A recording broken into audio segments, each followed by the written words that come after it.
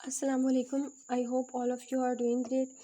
Welcome to my YouTube channel M for Mathematics. We are solving exercise 2A, question number 5.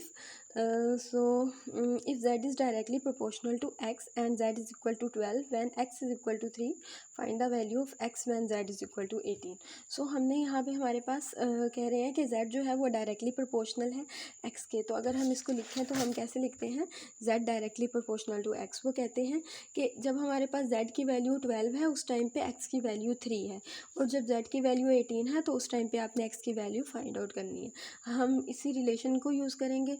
अब z directly proportional to x है, इसको equal करने के लिए हम कुछ कांस्टेंट यहाँ ऐड करेंगे. तो z इज़ इक्वल टू के एक्स. कि आपको पता है कांस्टेंट है, हम इसको प्रोपोर्शनैलिटी कांस्टेंट भी कह सकते हैं. इसको हमने z इज़ इक्वल टू के एक्स को इक्वेशन ए कह दिया. अब हमारे पास यहाँ हमने बेसिकली सबसे पहले k की वैल्यू फाइंड आउट करनी है. हमारे पास x की वैल्यू 3 है और 12 है, तो हम ये दोनों पुट करेंगे और k की वैल्यू फाइंड आउट कर लेंगे. z इज़ इक्वल टू के एक्स. z जो है वो 12 है, देन x जो है वो 3 है, देन यहाँ मल्टीप्लाई हो रहा है, यहाँ आके डिवाइड हो जाएगा. सो 3 4 सो k इज़ इक्वल टू 4. अब हमारे पास k की वैल्यू आ गई है. अब अगर हम इस इक्वेशन को देखें z इज़ इक्वल टू के एक्स, यहाँ पर हमारे पास k की वैल्यू भी हमारे पास है और ये 18 भी है, z इज़ इक्वल टू 18 भी है. तो इसका मतलब है हम x फाइंड आउट कर सकते हैं 2 को यूज़ करते हुए. तो हम यही करेंगे, हम k की और z इज़ इक्वल टू 18 की वैल्यू पुट करेंगे और x की वैल्यू फाइंड आउट कर लेंगे. हमने क्या किया, k is equal to 4 put किया, z is equal to 18 put किया, देन यहाँ मल्टीप्लाई हो रहा था, यहाँ आके ये हो जाएगा डिवाइड.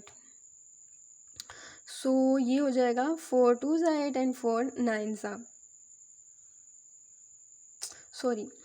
2 4 ज़ा 8 एंड 2 9 ज़ा 18. So this is 9/2. अगेन ये न्यूमरेटर जो है, when numerator is greater than denominator, so या हम कह सकते हैं numerator is equal to denominator. तो इन दोनों केसेस में जो फ्रैक्शन होता है वो होता है इम्प्रॉपर. ओके, सो इस फ्रैक्शन को हम डिवीजन से QRD से प्रॉपर में करेंगे. और प्रॉपर फ्रैक्शन को कौन सा होता है, जब न्यूमरेटर स्मॉलर होता है डिनोमिनेटर से. तो इस केस में जो हमारे पास फ्रैक्शन होता है वो होता है प्रॉपर फ्रैक्शन. सो अब हमने QRD करनी है और हम QRD से इसको प्रॉपर फ्रैक्शन में करेंगे. तो यहाँ देखें, अब यहाँ पर आपके पास जो है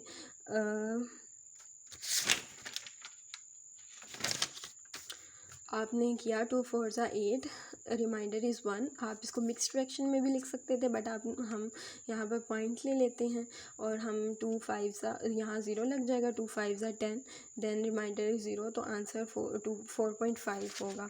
तो हम ये कहते हैं कि जब z 18 था उस टाइम पे x की वैल्यू क्या थी, x की वैल्यू थी 4.5.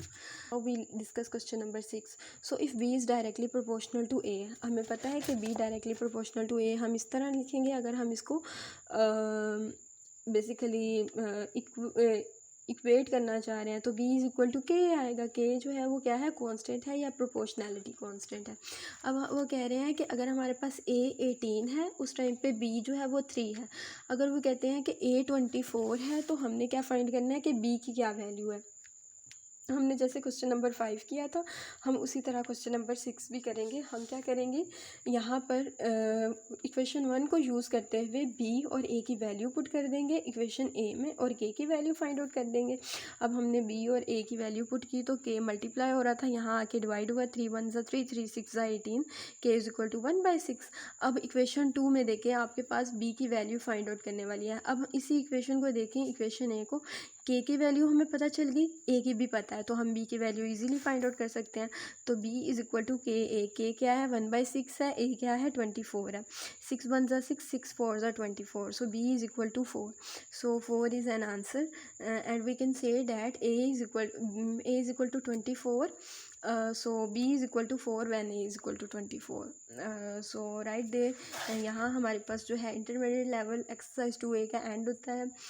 सो must practice these questions and ask and feel free to ask any question if you have face any of the difficulty. Allah Hafiz.